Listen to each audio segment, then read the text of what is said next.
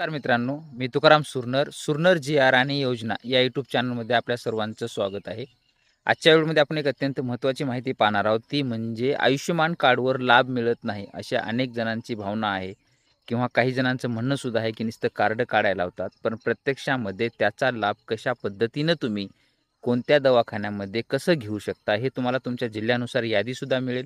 परंतु आज तुम्हाला मी प्रॅक्टिकली लाभ घेतल्यानंतरचा संपूर्ण व्हिडिओ स्टेप बाय स्टेप म्हणजेच त्याच्यामध्ये पुण्यामधील ससून जनरल हॉस्पिटल जे की प्रसिद्ध हॉस्पिटल आहे, त्या हॉस्पिटलमध्ये कशा पद्धतीनं लाभ घेतला आणि तुम्ही जर तिथेच घेत असाल तर त्या पद्धतीनं तुम्ही लाभ कसा घेऊ शकता. एक उदाहरणादाखल प्रॅक्टिकल म्हणून तुम्हाला मी ससूनचं संपूर्ण प्रोसेस सांगणार आहे.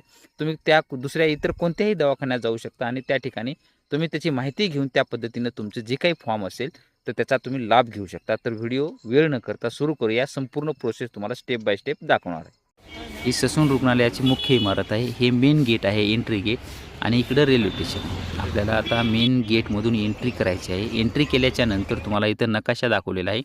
अशा 29 इमारती ह्याच्यामध्ये आहेत. त्याच्यामध्ये तुम्हाला कोणत्या इमारतीत जायचे ते तुमच्या पद्धतीनं तुम्ही ते बघून घेऊ शकता. आपल्याला इथं सध्या OPDला जायचं आहे, त्याच्यामुळे आपण इथं डाव्या हाताला येऊन आपल्याला इथं 2 रागा दाखवल्या जातील, एक केस पेपर आणि एक नातेवाईकांना भेटण्यासाठी. मध्ये आल्याच्या नंतर तुम्हाला 57 नंबरला केस पेपर काढायचे आहेत. केस पेपरवर कोणत्या खोलीमध्ये जायचं तो नंबर दाखवला जाईल, तपासणी केली जाईल तिथं. आणि जर तुमची एक्सरे वगैरे काढायचं असेल तर त्याचे बिलिंग तुम्हाला भरून घ्यावे लागेल. ते बिल भरल्याच्या नंतर परत तुम्हाला पुढचा नंबर दाखवला जाईल रूमचा. त्या रूममध्ये जाऊन तुमचं चेकअप करून घ्यायचे आहे आणि चेकअप झाल्याच्या नंतर तुम्हाला औषध वगैरे इथं 55 नंबरला घ्यायचं आहे. किंवा ॲडमिट करायला सांगितलं असेल तर कोणतं वार्ड आहे, 2 वार्ड नंबर आहेत, त्या ठिकाणी तुम्हाला जाऊन ॲडमिट व्हायचं आहे. ॲडमिट झाल्याच्या नंतर तिथंसुद्धा तुम्हाला त्या हॉलमध्ये ऑपरेशनच्या अगोदर किंवा ऑपरेशन झाल्यानंतरसुद्धा तुम्ही इथं ते महात्मा ज्योतिराव जन आरोग्य योजनेचे केस पेपर तुम्ही तयार करू शकता. त्याच्यासाठी काय काय लागणार आहेत? ओरिजिनल तुमचं 6 वर्षापुढील रुग्णाचं जे काही रेशन कार्डमध्ये नाव असणं बंधनकारक आहे. रुग्णाचं नाव असलेल्या रेशन कार्डमध्ये रुग्णासह जेवढे सदस्य आहेत त्यांचे आधार कार्ड बंधनकारक आहेत. आणि 6 वर्षापुढील रुग्णाचं आयुष्यमान कार्ड असणं हे बंधनकारक आहेत. हे सर्व कागदपत्र घेऊन तुम्हाला नवीन इमारत म्हणजे 11 मजली इमारतीमध्ये 100 ठिकाणी 101 नंबर आहे, त्या 100 नंबरला जायचं आहे. किंवा जुन्या इमारतीमध्ये 90 नंबरला तुम्हाला जायचं आहे. त्यासाठी तुम्ही मेन बिल्डिंगमधून बाहेर पडू शकता. एक तर हे श्रीमंत दगडूशेठ हे एक गेट आहे, त्यानंतर 40 नंबर आहे जिथं की तुम्हाला पास मिळतील, आणि तुमचं मेन गेट आहे. या दगडूशेठमधून बाहेर आल्याच्यानंतर कॅन्टीन मिळेल. त्याच्यानंतर चौक आहे, चौकामध्ये आल्याच्यानंतर इकडे डाव्या हाताला तुम्हाला 40 नंबर आहे, तिथं पास मिळतात असं तुम्हाला फिरण्यासाठी. त्यानंतर काय करायचं आहे, तुम्हाला सरळ आता पुढे 11 नंबरची जी काही 11 मजली इमारत आहे तिथं जायचं आहे. इथं आहे आणि इथं आल्याच्यानंतर इथं पाहू शकता, इथं बोर्डसुद्धा आहे की 11 मजली इमारत. या बिल्डिंगमध्ये अनेक कार्य केले जातात. कोणत्या मजल्यावर काय आहे असं तिथं संपूर्ण लावलेलं आहे. मध्ये एंट्री केल्या तुम्हाला हे दिसेल.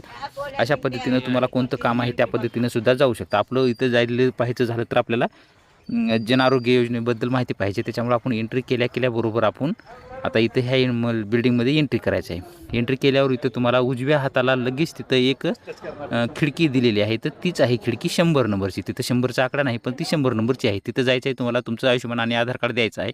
त्याच्यानंतर तुमचा OTP वगैरे घेतील. OTP घेतल्यानंतर असा तुमच्यासमोर रजिस्टर झाला तुमचा पेशंट म्हणून तुम्हाला मेसेज येईल. त्यानंतर मग तुम्हाला एक व्हाईट फॉर्म देणार आहेत. व्हाईट फॉर्म तुम्हाला देतील. तो व्हाईट फॉर्म तुम्हाला तुमच्या डॉक्टरकडून भरून घ्यायचा आहे.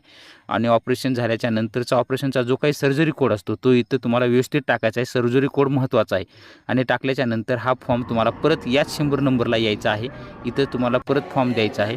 परत फॉर्म आणि एक फोटो ऑपरेशन झालेले ते दिल्याच्यानंतर परत तुमच्या मोबाईलवर मेसेज येईल, जे काही तुमचं अमाऊंट असेल तेवढं अमाऊंट अप्रूव्हल झालेलं आहे म्हणून. ते झाल्याच्यानंतर तुम्हाला तिथंच एक पिवळा फॉर्म दिला जाईल. तो पिवळा फॉर्म म्हणजे तुमचं पेमेंट माफची फीस आहे, ती पावती तुम्हाला फाईलला लावून ठेवायची आहे. अशा पद्धतीनं मी ससूनमध्ये हा लाभ घेतलेला आहे. त्याच्यामुळे तुम्हाला सांगतोय की कुठल्याही ह्याच्यामध्ये असलेला त्याचा हेतू असतो काहीतरी, आणि आयुष्यमान कार्ड तुम्हाला हे खरंच लाभदायी, आणि एकच नाही तर 3 वेळेस हा लाभ घेतलेला आहे आतापर्यंत. असंही नाही की तुम्ही एकदा लाभ घेतल्यानंतर परत घेऊ शकत नाहीत. एका वर्षामध्ये तुम्ही तुमच्या कुटुंबासाठी 5 लाखापर्यंतचा लाभ 100% घेऊ शकता. माहिती आवडली असेल तर नक्की तुमच्या मित्रपरिवारांना शेअर करा, आणि व्हिडिओ चांगला वाटत असेल तर व्हिडिओला लाईक करा आणि चॅनलला नक्की सबस्क्राईब करून ठेवा. भेटूया नवीन माहितीसह नवीन व्हिडिओमध्ये. धन्यवाद.